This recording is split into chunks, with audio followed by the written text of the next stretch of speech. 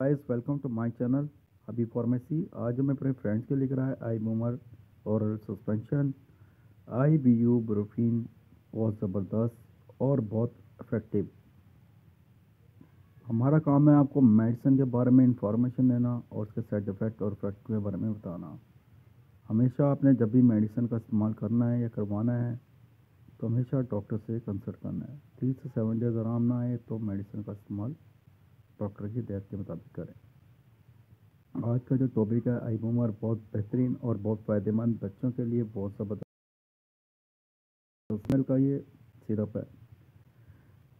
वो बच्चे वो फ्रेंड्स जो बच्चों के फीवर, दांत pen, body pain,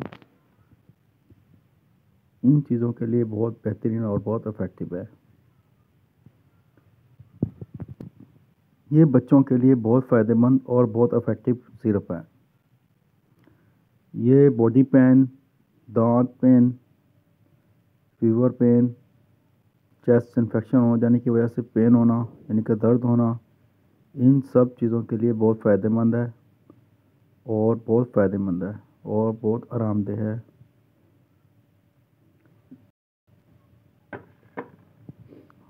next video में फिर हाजिर होंगे। Take care. अल्लाह हाफिज़। Bye bye. See you.